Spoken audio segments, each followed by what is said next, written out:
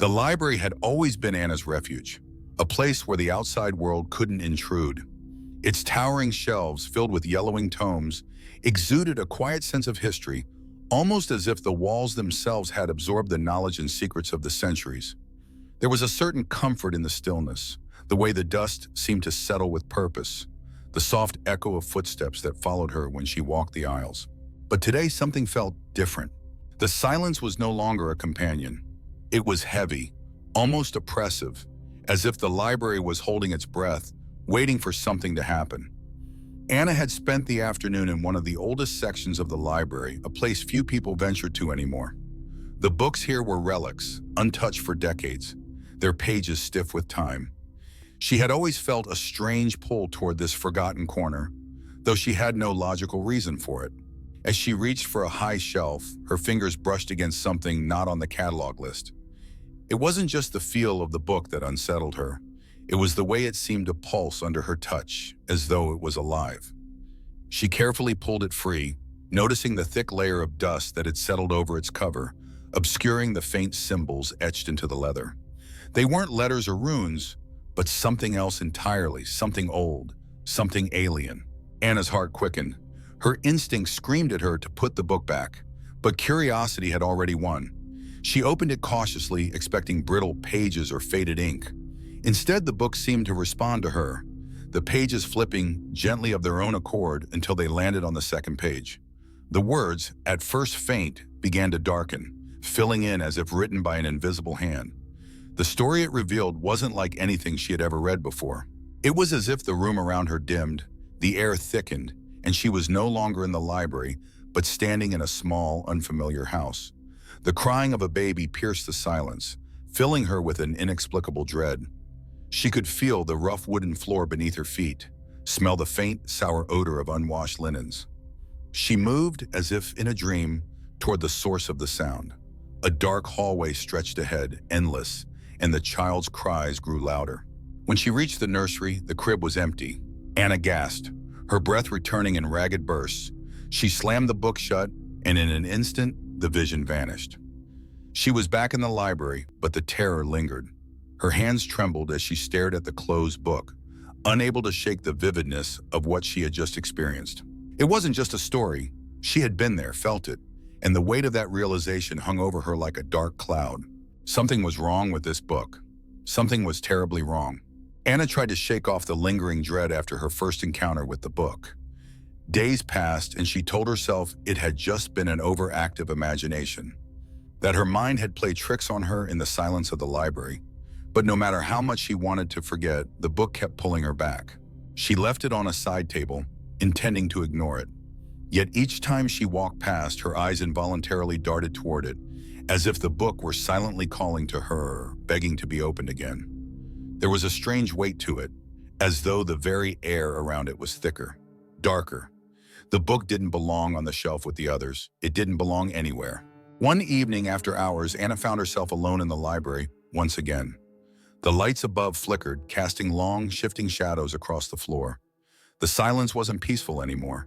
It was tense, as though the building itself was listening, waiting.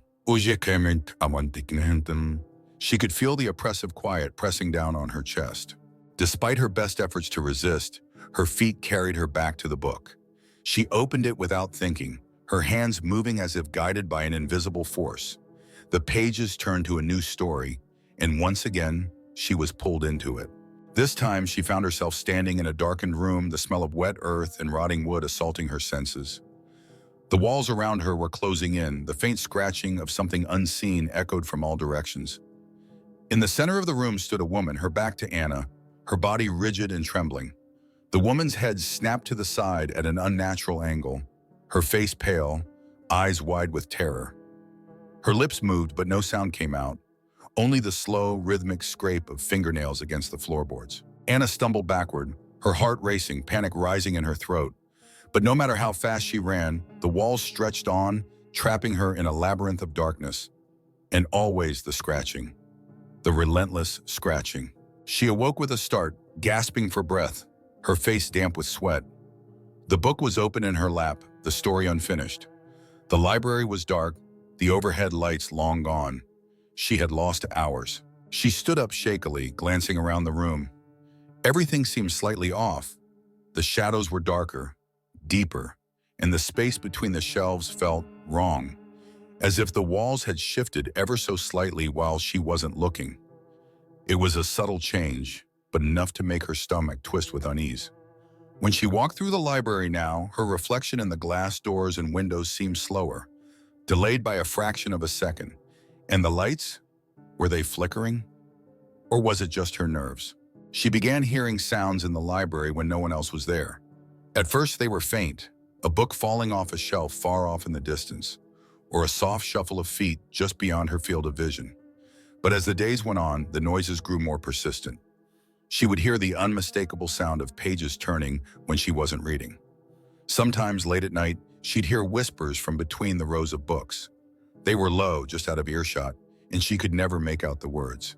Yet the tone was unmistakable, urgent, almost pleading.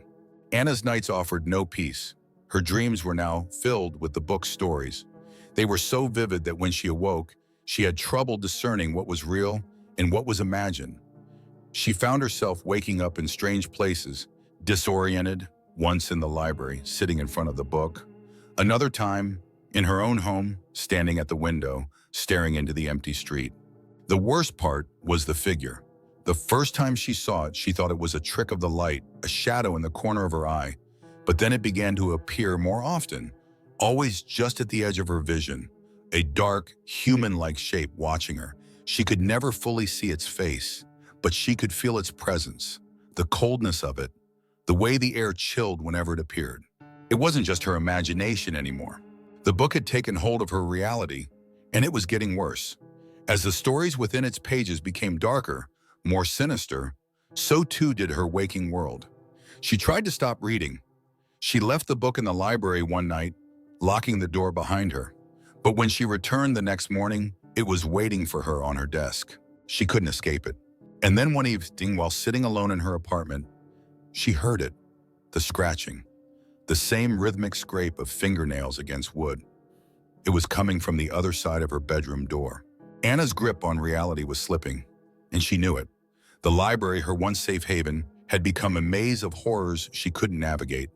The strange occurrences that haunted her waking life grew more intense. Lights flickered with a slow, deliberate rhythm, as though something or someone was interfering. Shadows twisted in unnatural ways, lengthening and shortening, playing tricks on her mind.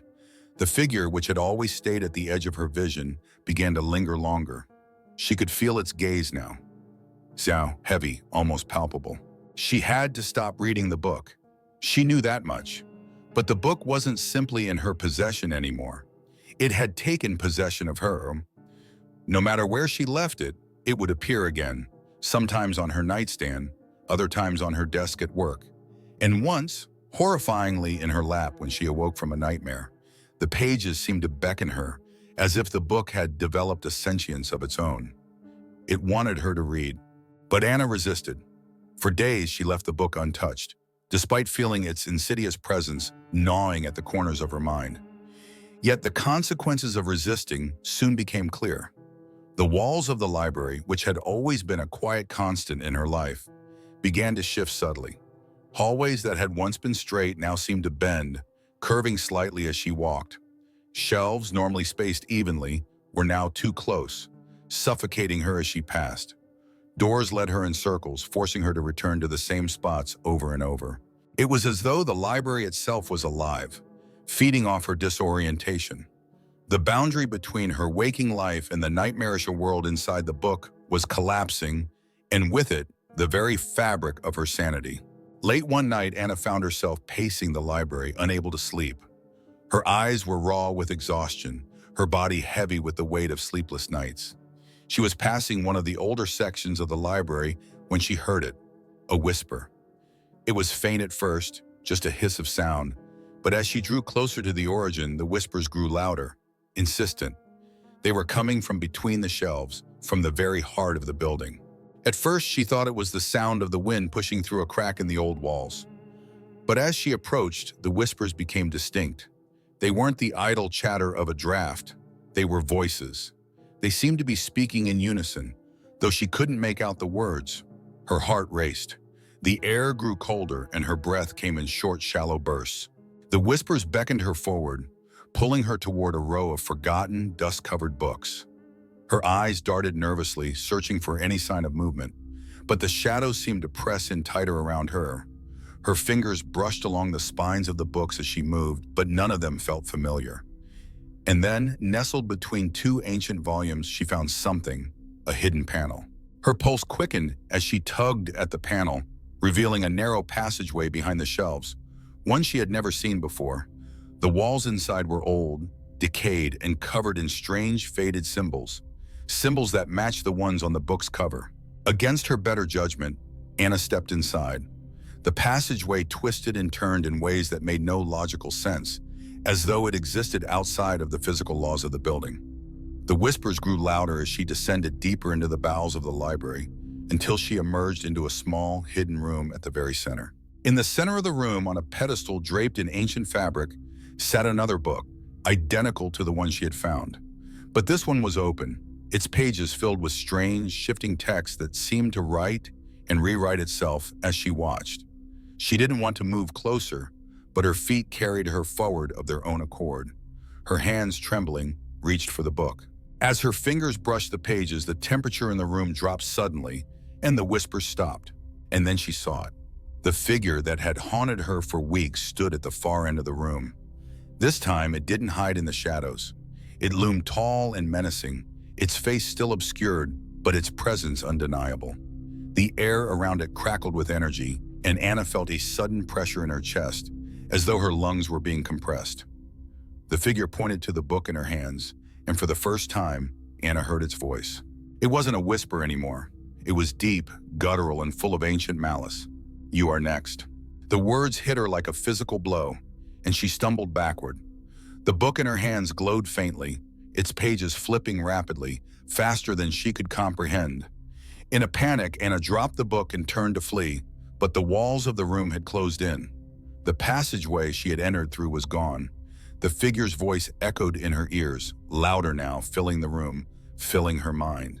"You cannot run from what is already written."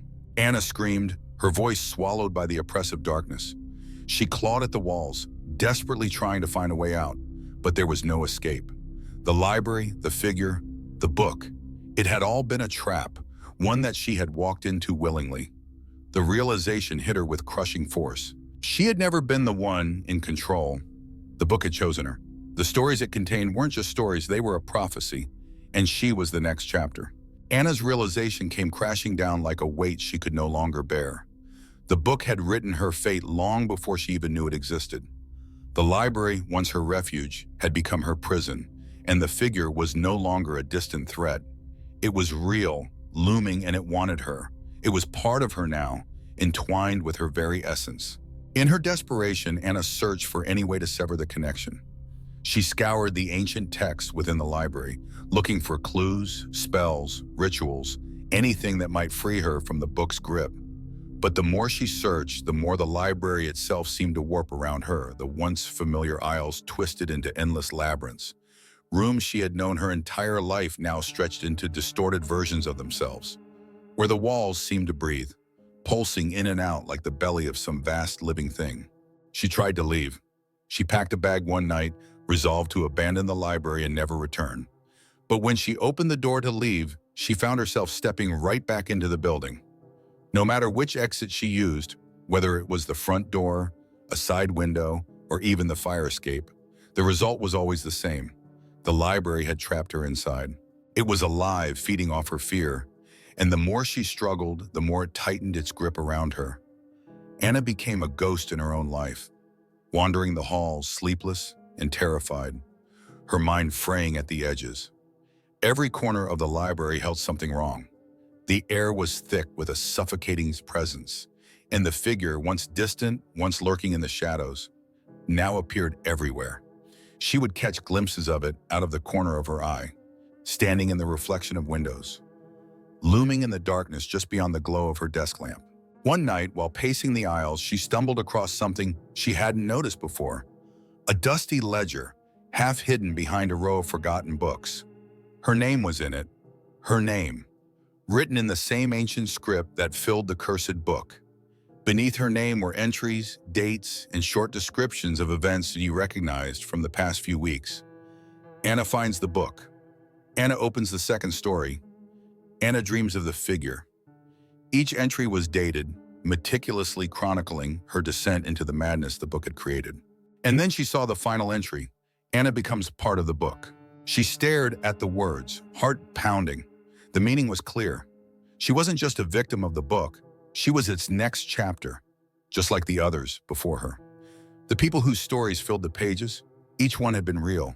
There were lives consumed by the very same entity that now haunted her. They had all been chosen, just as she had, and now it was her turn. Anna dropped the ledger, her breath coming in ragged gasps. She had to do something. She had to fight back. The book was feeding off her terror, using her fear to pull her further into its grip. But if she could somehow destroy it, maybe, just maybe, she could break the cycle and free herself. Armed with this new resolve, she made her way back to the central part of the library where the cursed book awaited her. It was sitting there on the desk, its pages splayed open as if it had been waiting for her all along. She grabbed it, her hands shaking with adrenaline and fear, and carried it to the old fireplace in the back room. Her fingers fumbled with the matches, but eventually she lit a fire, the flames crackling with a hungry intensity. Without hesitating, she threw the book into the fire. For a moment, it seemed to work. The pages began to curl, darkening around the edges, the symbols fading as the flames licked at the cover. Anna's heart raced with hope. But then a chilling wind swept through the room, extinguishing the flames in an instant. The room grew deathly cold, and the book, untouched by the fire, landed softly on the hearth. Anna stepped back, her body trembling. It was no use. The book was indestructible, and now the library itself seemed to respond. The walls creaked, groaned, and began to close in on her, warping and twisting as if they were alive. The shadows around her deepened, thickening into something tangible, something sentient. And then the figure stepped forward. No longer confined to the periphery of her vision, it was now fully in front of her, its dark form towering over her. Its face was still a blur, but its presence was undeniable, cold, ancient, and full of malevolence. Anna could feel its power radiating from it, pressing down on her like an invisible hand. The figure didn't speak this time. It didn't need to. The meaning was clear. She was trapped, just like the others. She had no control, no power to stop what was happening. The book was writing her story, and the ending had already been decided. Desperate, Anna fell to her knees, clutching her head as the pressure in the room built to an unbearable crescendo. She could hear the whispers again, louder this time, more insistent. They were the voices of the others, those who had been consumed by the book before her. They were pleading, warning her, but it was too late. The darkness was closing in. The walls of the library began to collapse around her, the ceiling buckling as the room distorted into an endless void of black. Anna could feel her very essence being pulled apart, like threads unraveling from a fabric. The figure reached out a hand, and as his fingers brushed against her skin, Anna understood the terrible truth. She was already part of the book. She had been from the moment she opened it. Anna's mind was unraveling, her grip on reality slipping like sand through her fingers. The walls of the library had dissolved into an endless expanse of darkness, and the figure now stood over her, its cold, faceless presence suffocating her remaining hope. She was no longer in control, if she ever had been. The whispers were no longer just around her. They were inside her, echoing through her skull, filling every corner of her mind with their relentless chorus. They called her name, weaving themselves into her thoughts, blurring the line between her and the countless souls trapped before her. Each voice belonged to someone who had fallen victim to the book, just as she had. Their fear, their despair, became her own, and their stories were now hers. Anna tried to scream, but no sound came. Her body felt heavy, her limbs leaden. The book lay open on the ground before her, glowing faintly in the suffocating darkness. It was no longer just a book. It was a living, breathing thing, its pages shifting and pulsating as if fed by her very soul. The symbols that had once been unintelligible now made perfect sense. They were her story, written before her eyes, etching themselves into her mind.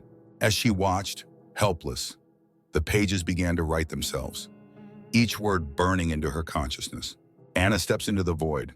Her feet moved against her will, carrying her forward into the abyss. The figure loomed beside her, its form stretching and warping as if it was no longer bound by the physical laws of the world. It no longer needed to speak. The connection between them was complete. It was inside her now, part of her, and she was part of it. Anna surrenders. The words seared into her mind. There was no more resistance left in her. The fight had drained her of everything. Her thoughts felt distant, foggy, as though she was being erased, piece by piece, absorbed into something far larger and more terrifying than she could comprehend. The whispers grew louder, merging into a cacophony of voices that overwhelmed her senses. They weren't just voices, they were memories, flashes of lives long lost, each one as vivid as her own. She could see them all, a woman cradling a child in a darkened room, a man wandering the halls of a desolate mansion, a figure standing at the edge of a cliff, staring into the void. Their fear, their pain, their hopelessness, it all became hers, consuming her completely. The figure reached for her again, its hand hovering over the book. The pages flipped violently, the symbols swirling into a vortex of ink and shadow. Anna knew what was coming. She had read enough of the book to understand the cycle. The library had consumed her, just as it had consumed them all. And then the final line appeared. Anna is written. The figure's hand pressed down on the book, sealing her fate. In an instant, her body dissolved into nothingness, absorbed by the pages. She felt herself being pulled into the book, her consciousness ripped from the physical world and bound within the ink that now carried her name. For a moment there was silence, an infinite, suffocating silence. And then, as her awareness faded into the void, she realized the terrible truth. She was now part of the book's stories, just as the others had been. She had become a chapter in its endless, cursed cycle. Time ceased to exist for Anna. Days, weeks, years passed without meaning. She was trapped in a space between worlds, her story written over and over again, forever imprisoned in the ink of the book. Her body was gone, her memories fragmented, but her fear remained. It was the only thing that tethered her to the dark reality she now inhabited. And then one day, though she could no longer measure time, she felt a presence. The faint echo of footsteps in the library, the sound of a book being pulled from the shelf. The cycle was starting again. She felt the pull, the awakening of the cursed pages as someone, somewhere, opened the book.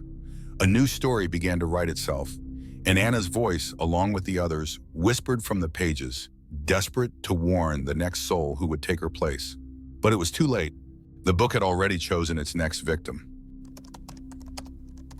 The Winters family arrived at Eldamore under a gray, overcast sky that seemed to press down on the town like a suffocating weight. Ethan Winters had never cared much for family history, but when his great-uncle passed away and left the manor to him, it seemed like fate.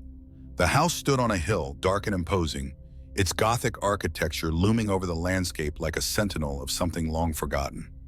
The locals avoided it, their eyes darting nervously when they passed by, muttering strange warnings that Ethan and Margaret ignored. The house itself was a relic of a bygone era. Its walls thick with dust, creaking floorboards echoing beneath their steps as they explored its vast, shadowed corridors. Every room felt as though it held its breath, waiting. The air inside was thick with a scent of decay, not just of old wood and forgotten memories, but something deeper, something older. It was Margaret who first found the attic. She was searching for linens when she noticed a small, hidden stairwell at the far end of the house, barely visible behind a moth-eaten tapestry. The attic door groaned as she opened it, revealing a cluttered space filled with forgotten heirlooms. It was there, under a pile of rotting quilts, that she discovered the box. It was small, unassuming at first glance, but its intricate carvings caught her eye, symbols she did not recognize, etched with a care that seemed ancient. When she opened the box, the talisman inside pulsed faintly, as if alive. The bronze surface was worn, yet it thrummed with an energy that sent an involuntary shiver down her spine. Margaret hesitated, her breath catching in her throat as she touched it. A chill passed through her hand, as though she had awakened something that had long been dormant. She quickly closed the box, dismissing the sensation as nerves. but deep down she knew something was wrong. That night, the strangeness began. It started small, a faint whisper in the hall when no one was there, the sound of soft footsteps in the room above them, though the attic remained locked. David, their son, was the first to notice the figures. At first, he thought it was his eyes playing tricks on him, but soon the dark shapes became impossible to ignore. They stood in the corners of his room, unmoving, watching. He didn't tell his parents at first, afraid they would laugh it off, but the shapes began to grow clearer, more defined. Meanwhile, Alice, their daughter, began waking in the middle of the night, drenched in sweat, her small body trembling. She muttered in her sleep, her voice low and strange, speaking words that sounded like they belonged to another time, another place. Margaret would sit by her bedside trying to comfort her, but Alice's eyes would remain fixed on the ceiling, wide open, seeing something her mother could not. Ethan, ever the rational one, brushed off these occurrences. "It's an old house," he'd say. "Houses creak, they settle." But deep inside, even he could feel the growing sense of unease, as though the house itself was watching them, waiting for them to make the wrong move. At night, he would lie awake, listening to the strange noises, the soft tapping at the window, the rustling of leaves, and more disturbingly, the distant, almost imperceptible sound of something breathing within the walls. As the days passed, the Winters family found themselves isolated. The townspeople, always cold and distant, seemed to grow more fearful whenever they ventured into the village. Whispers followed them wherever they went, and the mention of their house was met with hurried glances and the crossing of fingers behind people's backs. Something was wrong, not just with the house, but with the family itself. But it was the talisman that held the key to their undoing. Margaret could feel it, even though she didn't fully understand its power. She began to dream of it, dreams that felt more like memories than fantasies. She saw flashes of other women in the same house, clutching the talisman in their hands, their faces gaunt and hollow. She woke up with the taste of dirt in her mouth, as though she had been buried alive and clawed her way out. Ethan's skepticism was beginning to crack. The house, with its oppressive silence and shadow corners, was starting to wear on him. And then came the dreams. In his sleep, he stood in a vast, desolate field, the earth black and cracked beneath his feet. The sky above him churned with a storm that never broke, its clouds swirling like a maw ready to devour him. In the distance, he saw figures, his ancestors, lined up like an army of the dead, their mouths sewn shut, their eyes hollow. They lifted their hands and pointed to the talisman, the unspoken demand clear. It was his turn. The truth was dawning slowly, creeping like the shadows that now plagued every corner of their lives. The Winters family was not alone in the house. Something had been awakened, something bound to the relic Margaret had so carelessly touched. The past had returned, and it would not be ignored. The unease that enveloped the Winters family escalated into a palpable dread. Each day brought with it the weight of an unseen presence, and the air inside the manor grew thick with the promise of misfortune. It was as if the house itself was alive, its walls listening, waiting and feeding off their fear. The shadows deepened, stretching into grotesque shapes that flickered at the edges of their vision. As the weeks wore on, Alice's night terrors intensified.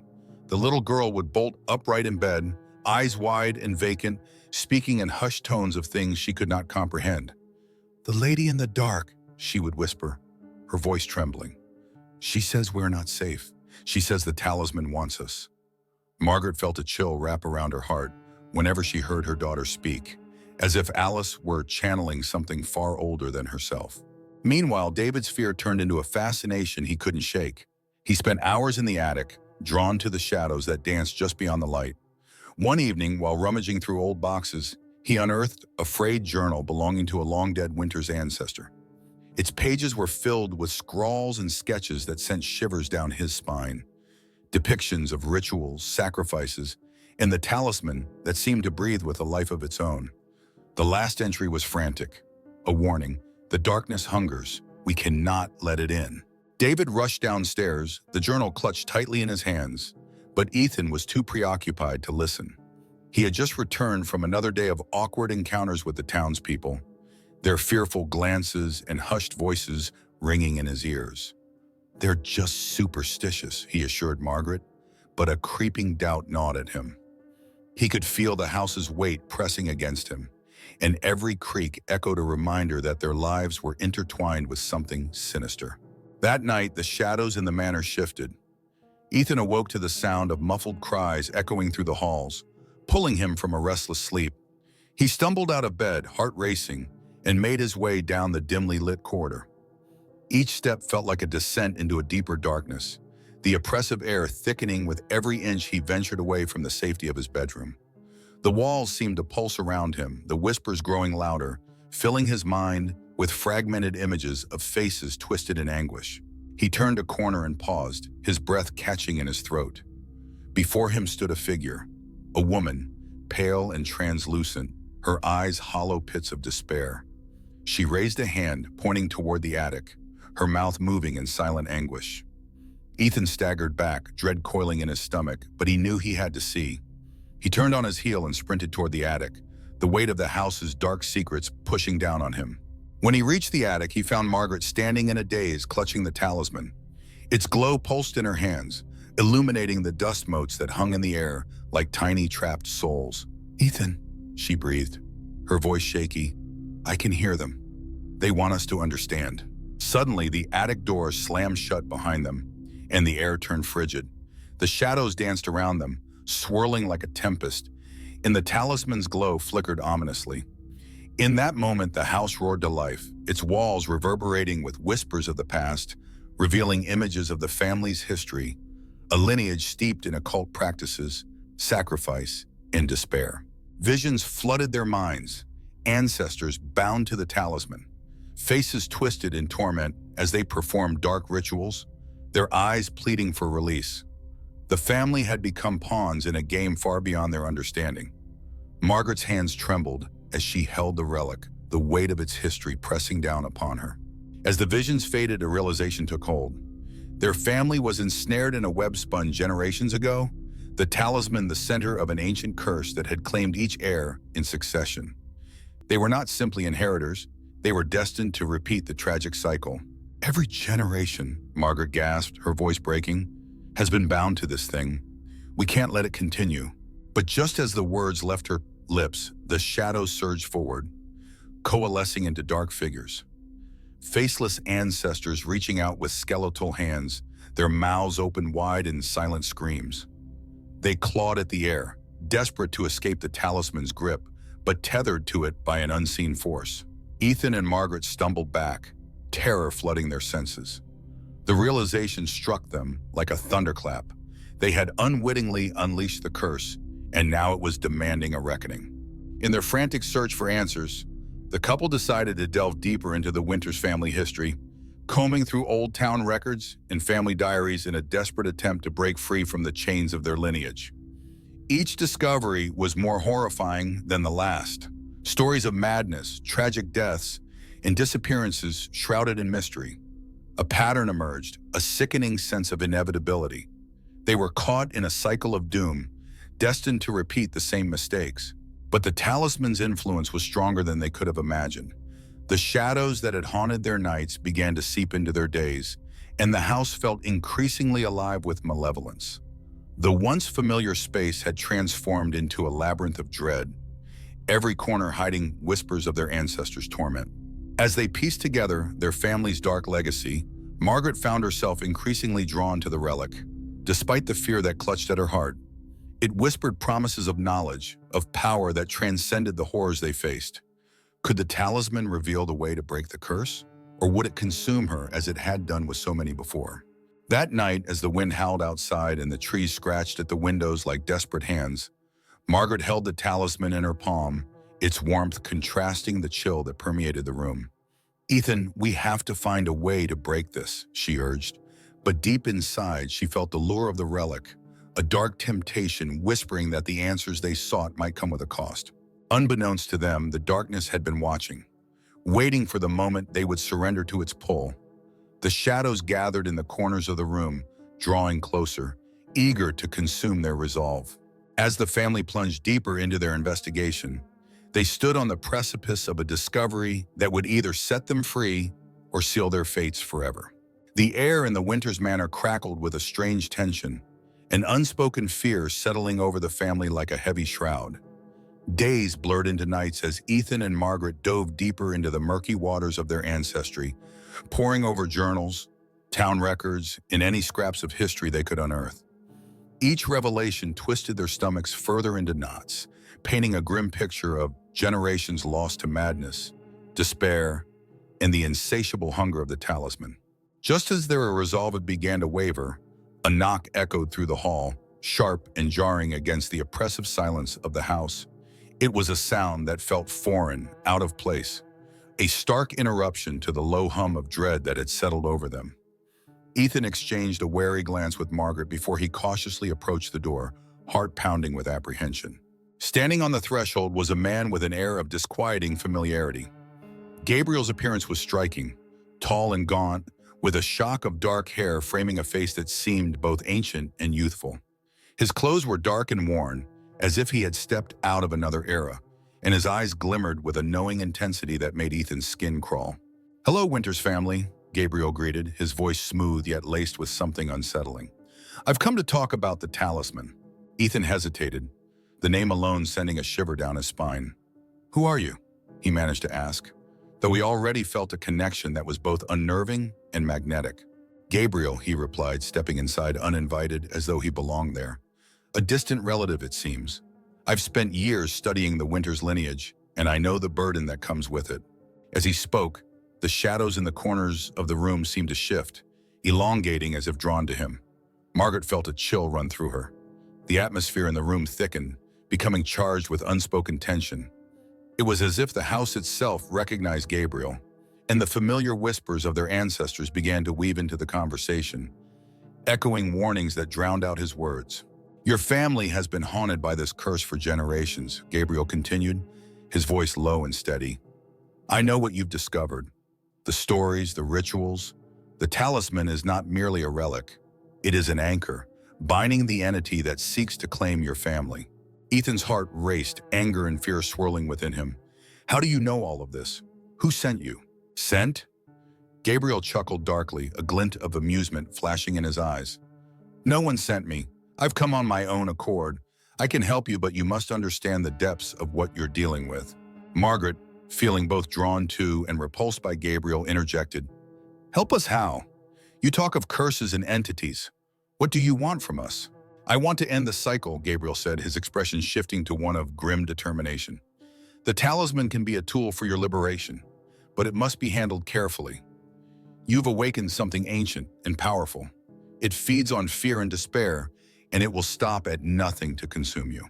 As he spoke, the shadows thickened, curling around him like a cloak, and Margaret felt a pull toward the relic that sat hidden in the attic.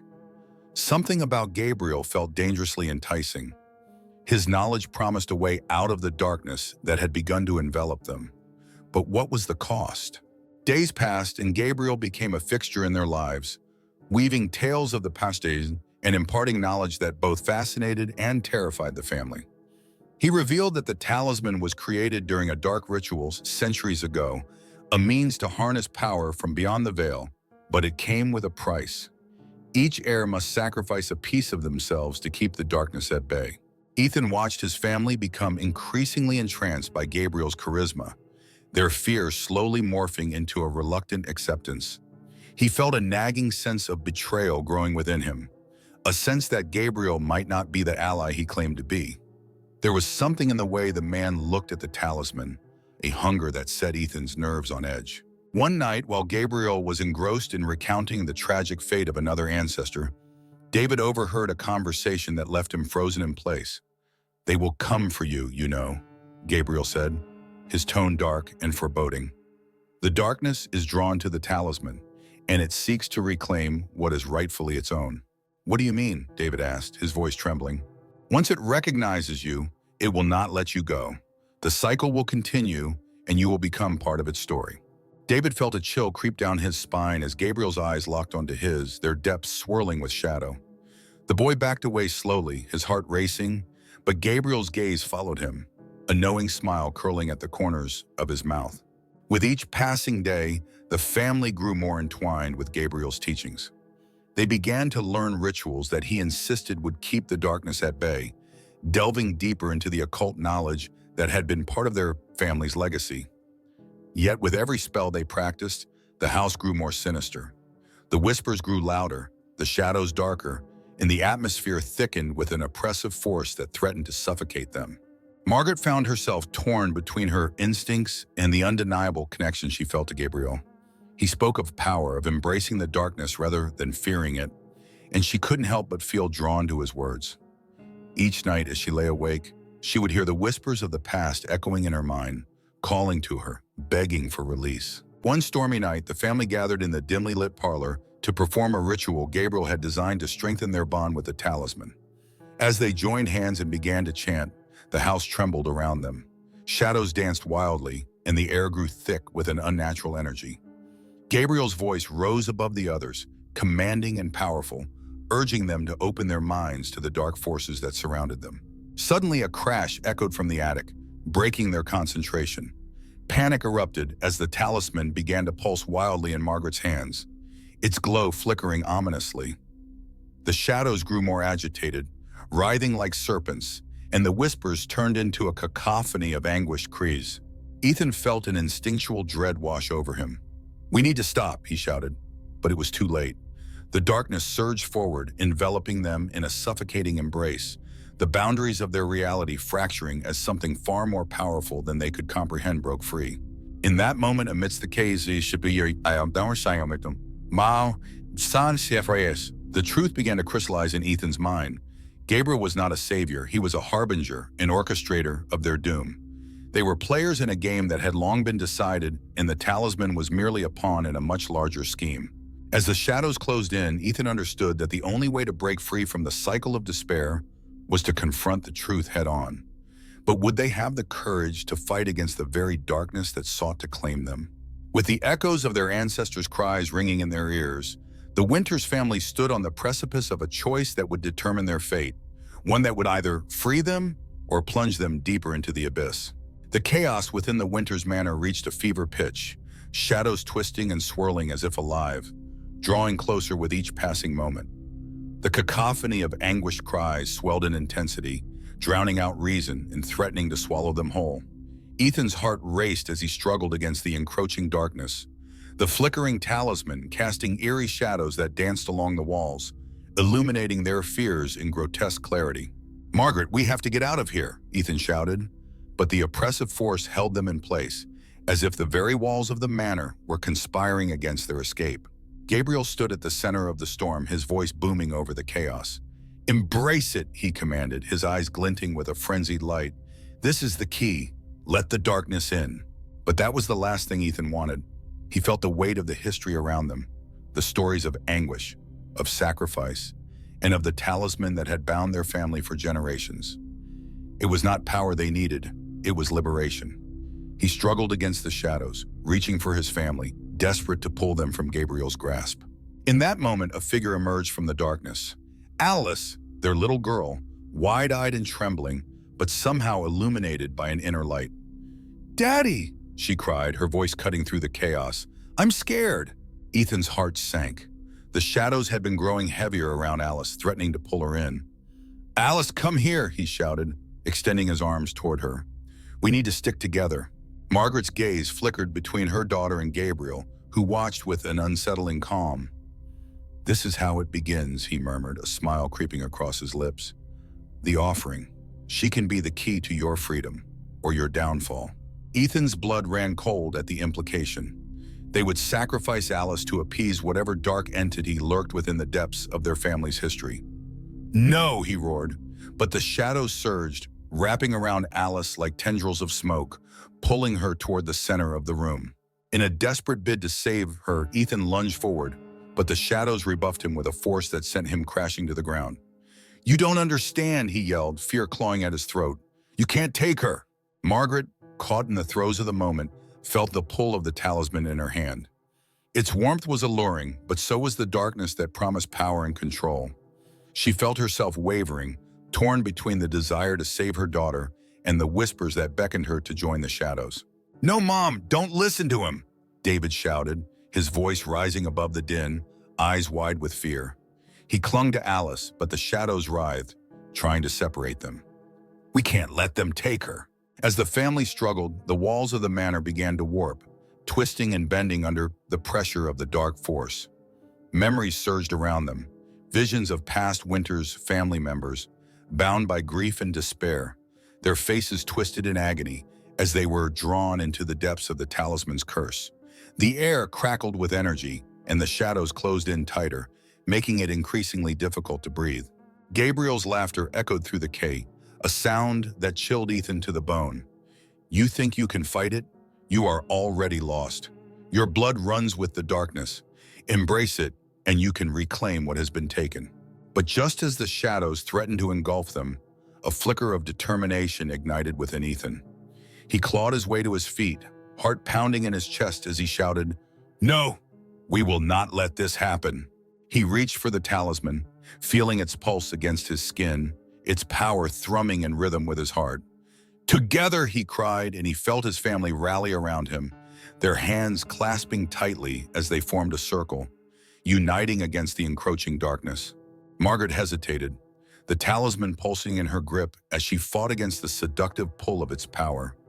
The shadows coiled around her, whispering promises of strength, but deep down, she knew that true strength lay in their bond as a family. "Ethan," she shouted, her voice breaking through the fog of doubt, "we can't give in." With a surge of courage, she tossed the talisman into the center of their circle. It landed with a thud, and in that moment, the energy shifted. The shadows recoiled, a cacophony of angry whispers erupting around them as the talisman began to glow brighter, illuminating the dark corners of the room. A blinding light erupted from the relic, pushing back against the shadows, and with it came a rush of memories, past Winter's family members, their faces alight with both anguish and hope. "You must fight," their voices echoed, intertwining with the darkness, creating a symphony of despair and defiance. Ethan felt the talisman's power flowing through him, a torrent of energy that pulled him forward. "We are stronger than this curse," he shouted, his voice resolute. "We will break the cycle." With renewed vigor, the family joined hands, their collective will uniting against the malevolent force.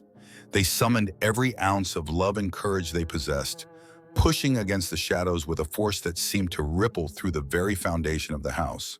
Gabriel's expression twisted from amusement to horror as the shadows began to unravel, peeling away from the family like a veil being torn. "No, you can't do this," he screamed, but his voice was swallowed by the growing light. The dark figures retreated, their anguished cries fading into the ether as the talisman blazed with a brilliant light. In a final burst of energy, the shadows dissipated, leaving behind an empty void where fear and despair had once reigned. As the dust settled, the family stood together, trembling but alive, a circle of warmth and love in the aftermath of the darkness. Alice clung to Margaret, her small body shaking but safe, while David reached for Ethan, relief flooding his face. But even in their moment of triumph, a shadow lingered, a hint of doubt, a whisper of what they had faced. Gabriel remained, his form shifting, an embodiment of the darkness that had once surrounded them. "You may have won this battle, but the war is far from over," he warned, his eyes glinting with an unsettling calm. "The darkness is patient, and it will return. You will have to face it again." And with that, Gabriel's form began to dissolve into the shadows, leaving the family standing alone amidst the remnants of their fight, unsure of what lay ahead. The talisman lay at their feet, its power dimmed but not extinguished, a reminder of the legacy they had inherited, a legacy that could not simply be dismissed. In that moment, Ethan understood the truth. They had faced the darkness, but the journey was not yet over. They would have to confront the shadows that lingered in their hearts and minds, for the battle against the curse was just beginning. As the first light of dawn broke through the windows, casting a warm glow over the remnants of their struggle, the Winters family stood united, ready to face whatever lay ahead. They had fought for their lives, but now they had to fight for their very souls. The morning sun spilled through the shattered windows of the Winters manor, illuminating the remnants of the chaotic night. Dust particles danced in the light, swirling like tiny spirits caught between realms. Ethan stood at the center of the room, the talisman still lying at his feet, its glow reduced to a faint pulse, like the heartbeat of something ancient and weary. "Is it over?" David asked, his voice barely above a whisper, uncertainty etched across his young face. Ethan knelt to pick up the talisman, feeling its weight and the history it bore. I don't think so, he replied, a deep unease gnawing at him. Gabriel was right, this is only the beginning. We can't let our guard down. Margaret, still holding Alice tightly, nodded in agreement, her eyes filled with a mixture of fear and determination. We need to learn everything we can about this artifact, about our family's past. There's a reason the darkness was drawn to us. As they began to gather the scattered remnants of their lives, books, journals, and artifacts, the atmosphere in the manor shifted. The air felt charged, as if the house itself was awakening, whispering forgotten truths and long-buried secrets. It was both exhilarating and terrifying. The relic was not merely an object, it was a conduit of their family's legacy, a legacy that held both power and peril. Days turned into weeks as the family immersed themselves in research, poring over every piece of history they could find. The deeper they dug, the darker the tales became. Each new revelation brought with it a chilling understanding of their lineage, the sacrifices made, the dark rituals performed, and the horrors faced by generations before them. One night, as they sifted through old photographs, Margaret discovered a hidden compartment in the attic, filled with letters from a long-lost ancestor. The words were frantic, almost manic, detailing a desperate attempt to sever ties with the talisman in the darkness that had plagued their family. They were trying to warn us, she whispered, her hands trembling as she read the final lines. It knows our fears. It knows us. Ethan's heart sank as he recognized the pattern. They were not merely victims of a curse. They were part of a continuum, a family bound by blood and shadow. We have to confront the source, he said, his voice steady. We can't run from it any longer. If we want to break this cycle, we have to go back to where it all began. With their resolve hardened, they prepared to undertake a journey to the ancestral home of the Winters family, a crumbling estate buried deep in the woods where the talisman was forged. Legends whispered that the place was steeped in dark magic, the very ground tainted by the rituals of the past. It was a place where the boundary between the living and the dead blurred, a site where the darkness thrived. The journey to the estate felt like a descent into madness, the trees closing in around them as if conspiring to keep them from their destination. Shadows danced in the periphery of their vision, and the air grew thick with the scent of decay. The deeper they went, the more the whispers echoed in their minds, warnings, pleas, and laughter that seemed to mock their determination. Upon reaching the estate, the family was greeted by a foreboding silence.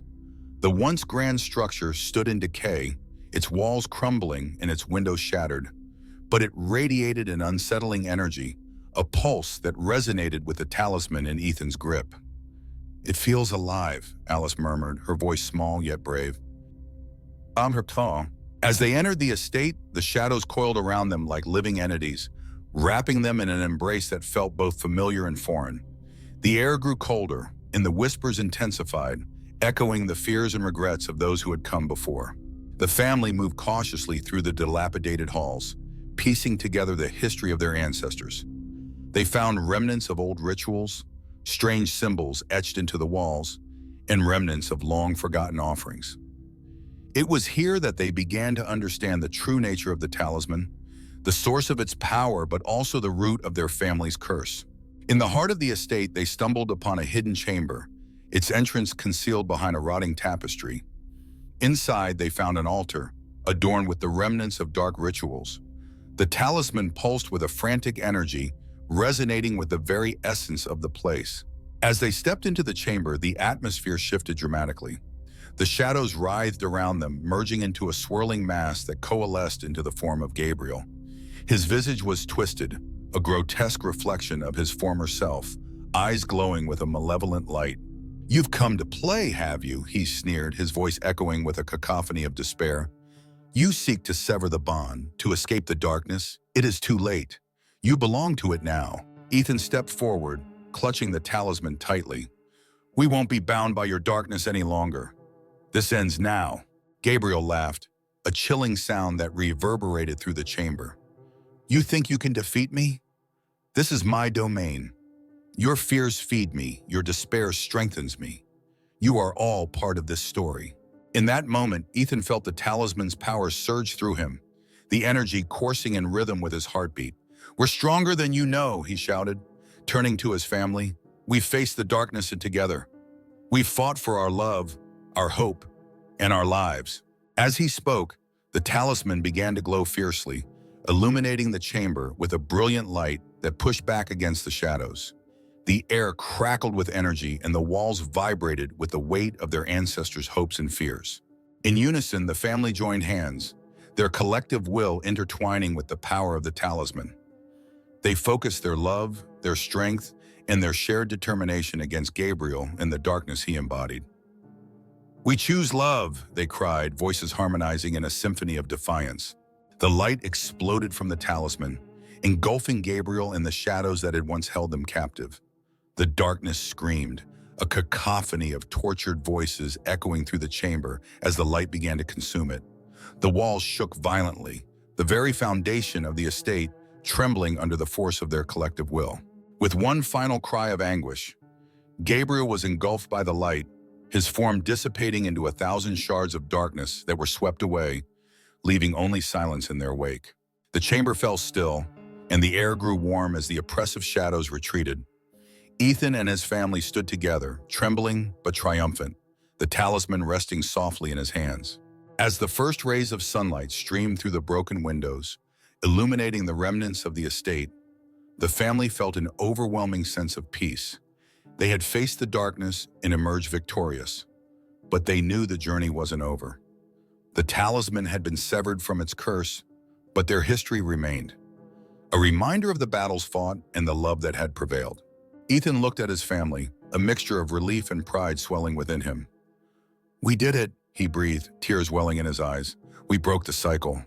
But even as they celebrated their victory, the whispers of the past lingered in the air, a reminder that the darkness could return.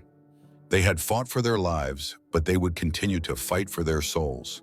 Together, as a family, they would navigate the legacy they had inherited, armed with the knowledge that love and courage could conquer even the deepest shadows. As they stepped out of the crumbling estate, leaving behind the darkness of their family's past, the first light of dawn enveloped them, a promise of new beginnings in a future unshackled from the burdens of history.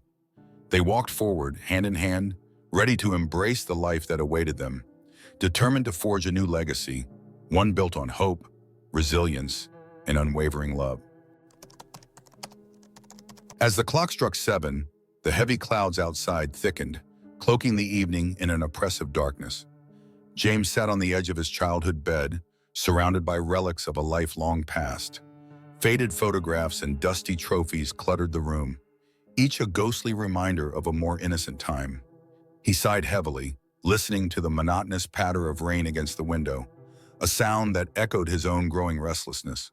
The flickering candle on the dresser provided a meager light, casting long, wavering shadows that seemed to slither across the walls. Each shadow twisted and morphed, and James found himself watching them with a mix of fascination and unease, wondering if they had lives of their own. The air felt thick, almost electric, as if something unseen was building, waiting to strike. With a growing sense of boredom tightening around him, James decided to explore the familiar confines of his childhood home, hoping to stave off the encroaching sense of dread. As he wandered through the dimly lit corridors, he found himself drawn toward the living room, where the old family mirror stood like a silent sentinel. Its dark wooden frame intricately carved with ornate designs that had once held a sense of elegance. As he approached, a feeling of nostalgia washed over him. The mirror had been a fixture of his youth, a place where he'd practiced silly faces and pretended to be a hero. But tonight there was an unsettling energy about it, a whisper of something not quite right. He could almost hear the soft echoes of laughter from years gone by, mingling with the sound of the rain, a stark reminder of innocence lost. James stepped closer, his breath fogging the glass momentarily. He peered into the depths of the mirror, the surface clouding slightly before clearing to reveal his own reflection. At first, everything seemed normal. He ran a hand through his hair, and the reflection mirrored his movements perfectly. But then, as he tilted his head to the left, he noticed a flicker of delay. His reflection hesitated, lingering for just a fraction of a second before it mirrored him. Confusion gnawed at him. Just a trick of the light, he muttered, forcing himself to dismiss it. Yet the reflection felt different, heavier somehow, as if it carried the weight of something unspoken. With each passing moment, a sense of unease deepened within him. He began to feel as though the mirror held a secret, a truth that was just out of reach. His heart raced with a mixture of curiosity and trepidation as he leaned closer, his pulse quickening with the thrill of discovery and the fear of the unknown. The rain continued to fall, a relentless drumming that seemed to match the growing thrum of his anxiety, wrapping him in a cocoon of tension as the evening unfolded. As James continued to stare into the mirror, the flickering candlelight created an unsettling play of shadows across his face. The initial spark of curiosity transformed into a nagging sense of dread. The reflection, his reflection, began to twist in ways that felt both familiar and profoundly alien. He blinked, half expecting the image to correct itself, but instead it lingered a moment too long before mirroring his movements. When he frowned, the reflection held the smile longer than it should have, the eyes glinting with a strange, predatory gleam. It felt as if the glass was not merely a reflection of his appearance, but a portal into something darker, a window into a world that thrived on fear. James felt an involuntary shiver run down his spine, the hairs on the back of his neck standing at attention. He took a small step back, attempting to regain his composure, but the reflection leaned forward as if it had a mind of its own. It cocked its head slightly, mimicking his earlier movements, but with a slow, deliberate precision that felt eerily mocking. "Stop it," James whispered, his voice barely above a murmur. Yet the reflection simply grinned wider, as if delighting in his discomfort. It was a smile that creased the corners of its mouth in a way that felt grotesque, too wide, too unnerving. The room grew colder, the air thick with tension, and James felt a profound unease settling deep within him. He shook his head, as if to dispel the dark thoughts clouding his mind. "It's just a reflection," he reassured himself, but the words felt hollow, echoing in the growing silence that enveloped him. When he turned his back momentarily, the reflection remained still, almost too still, and he felt a fleeting pang of regret for even allowing it to captivate him. However, curiosity clawed at him again. Against his better judgment, he leaned closer, peering intently into the glass. The reflection's eyes darkened, swirling with a depth that seemed to suck the light from the room, pulling him in. For a brief moment, he caught a glimpse of something else. Images flickered just beneath the surface, shadows darting in the corners, fleeting glimpses of faces twisted in pain, echoing laughter that turned to cries for help. James stumbled back, heart pounding fiercely against his ribs. "What is happening?" he gasped, panic rising. He was gripped by a realization that the reflection was not merely reflecting him. It was a sentient entity, feeding off his confusion and fear. The shadows danced in the periphery of his vision, urging him to leave, but he felt rooted in place, trapped in the magnetic pull of the glass. With trembling hands, he reached out to touch the surface, fingertips brushing against the cool glass. A jolt of electricity shot through him, and in that instant, the reflection surged forward. It slammed its hand against the glass, but rather than shattering it, the impact sent a reverberating shudder through his very being. James gasped, stumbling back again as the reflection remained locked in place, grinning with an insidious satisfaction. The room fell silent, save for the relentless drumming of the rain. James could feel a cold sweat breaking out across his forehead. He turned to flee, but the reflection's mocking laughter echoed in his mind, the soundless cackle of something that knew more than it should. Each beat of his heart seemed to echo the sinister rhythm of the mirror, a reminder that it was watching, waiting for the right moment to consume him whole. As he rushed to the door, he couldn't shake the feeling that something was profoundly wrong, not just with the mirror, but with him. What had he awakened? What horrors awaited him if he didn't escape the influence of the glass? In that moment, James understood he was not merely confronting a reflection. He was facing an embodiment of his fears, an invitation to a dance he was never meant to join. With his heart racing, he pushed against the door, the rain's relentless roar echoing the chaos in his mind. Desperate to escape before the reflection could claim him, James burst into the hallway, his heart pounding like a drum in his chest. Each step echoed in the stillness, and the air felt heavy, thick with a foreboding presence that clung to him. He paused, glancing back toward the living room, the mirror now a distant silhouette. The flickering candlelight cast long shadows that danced along the walls, but none were as haunting as the memory of the reflection's mocking grin. With a deep breath, he steeled himself, determined to shake off the terror that threatened to consume him. Yet, the memory lingered, a ghostly whisper that beckoned him back.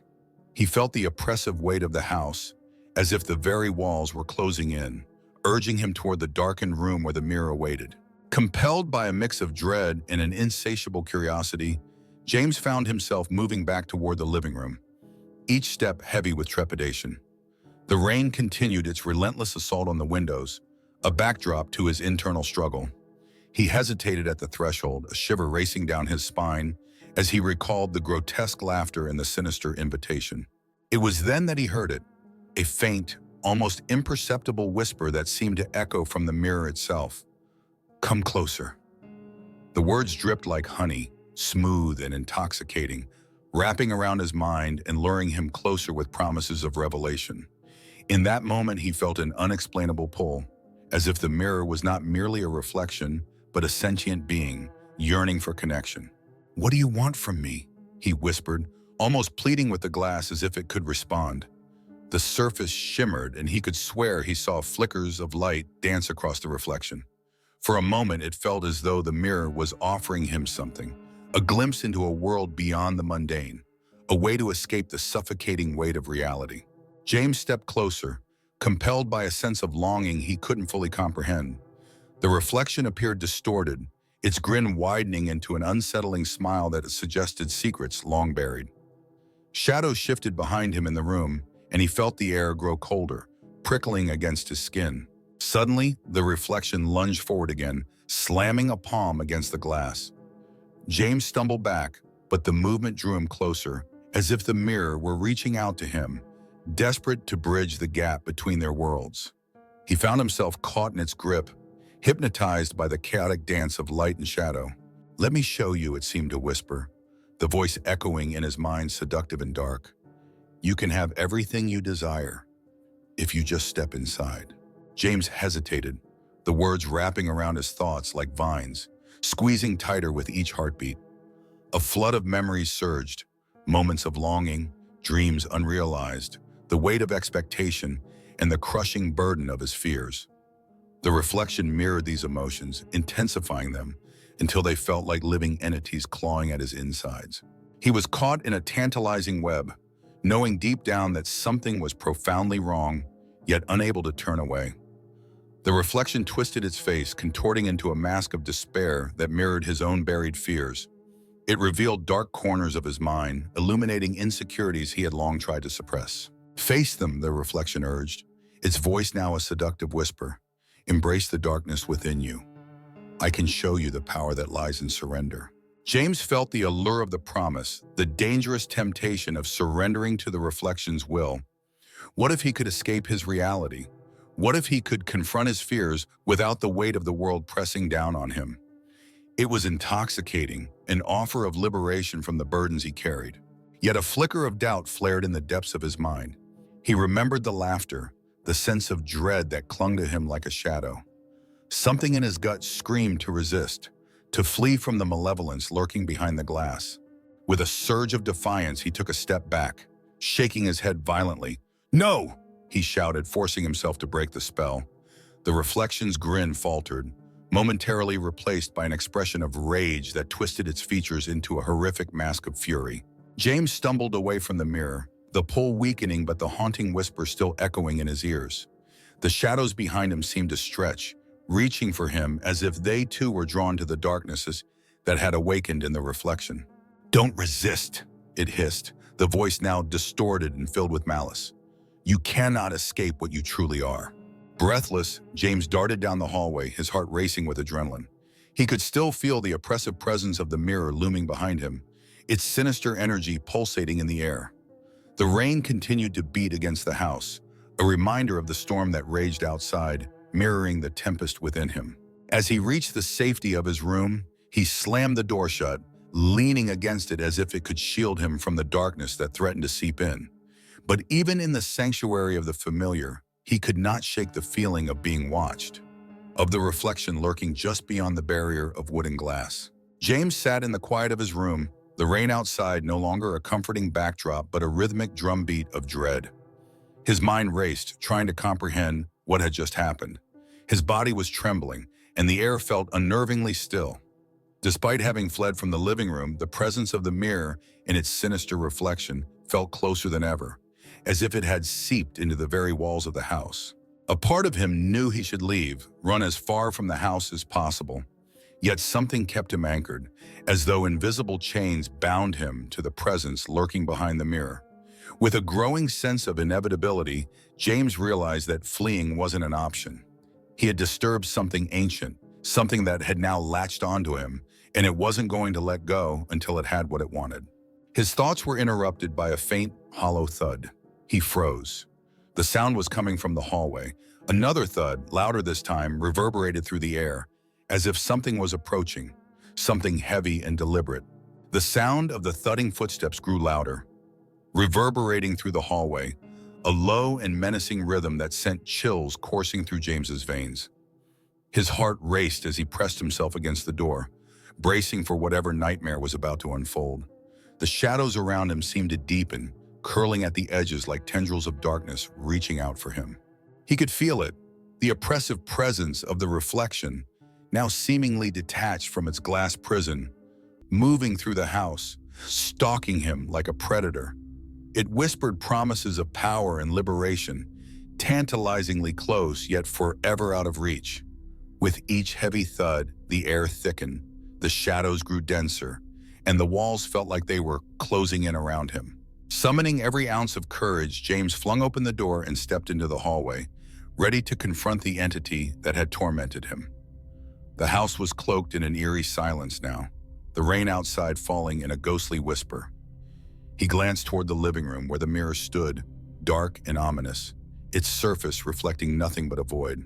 With each step he took, he could feel the atmosphere shift, a palpable energy crackling in the air, urging him to turn back, to succumb to the fear that threatened to consume him. But deep down, he understood that the true horror lay not in the mirror itself, but in the way it preyed upon his darkest insecurities. As he approached the mirror, it shimmered, the glass rippling like disturbed water. The reflection twisted and warped, revealing not just his own image, but a grotesque amalgamation of shadows and nightmares. Faces of his past, people he had wronged, moments he wished he could forget, swirled in the depths, their expressions twisted in anguish. "No," he shouted, defiance surging within him. "I won't let you take me." With that, he reached forward, bracing his hands against the cool glass, feeling the tremors of the dark energy coursing through it. He forced himself to look deep into the reflection, staring straight into the swirling chaos. The sinister laughter echoed once more, a cacophony of torment and despair. "Face your fears, James," the reflection taunted, its voice a dissonant chorus. "Embrace the darkness, and you will be free." For a heartbeat, he felt the urge to give in, to let the darkness envelop him, to succumb to the intoxicating whispers that promised liberation from his burdens. But he clung to the flickering flame of resistance within him, fighting against the despair that threatened to drown him. "I am not afraid of you," he shouted, his voice reverberating through the silence. "You have no power over me." In that moment of defiance, a strange shift occurred. The laughter faltered, and the swirling shadows recoiled. James felt the energy within the mirror begin to destabilize, the reflections crashing together in a chaotic whirl. The faces that had haunted him twisted and writhed, their pain amplifying until it reached a fever pitch. As he pressed harder against the glass, the mirror trembled violently, the sound of shattering glass echoing through the room. With one final roar, James closed his eyes, allowing himself to remember the strength he had gained through his struggles, the courage to face his fears head-on. When he opened his eyes again, the mirror's surface exploded outward in a spray of shimmering fragments, the dark energy releasing in a violent surge. The room filled with a blinding light, and he stumbled back, shielding his eyes as the malevolence that had haunted him for so long was torn apart. In the aftermath, the air felt lighter, the oppressive weight of fear dissipating like morning mist. James stood amidst the remnants of the shattered mirror, his heart racing but filled with an undeniable sense of relief. He was free free from the shadows that had sought to consume him. But as he took a deep breath, savoring the sweet taste of liberation, a final flicker of movement caught his eye. Amidst the shards of glass, a single fragment remained intact, reflecting nothing but darkness, a reminder of what he had faced. James stepped back, a shiver running down his spine as he recalled the reflection's last taunting words. Even in freedom, the knowledge that his fears could return lingered like a shadow, a haunting reminder of the darkness that lurked just beyond the surface. As he turned to leave the room, a chilling wind swept through the house, rustling the remnants of shattered glass. The rain continued to fall, but now it felt like a cleansing balm, washing away the remnants of his fear. Yet deep down, James understood the truth. While he had broken free from the mirror, the true battle against his inner demons had only just begun.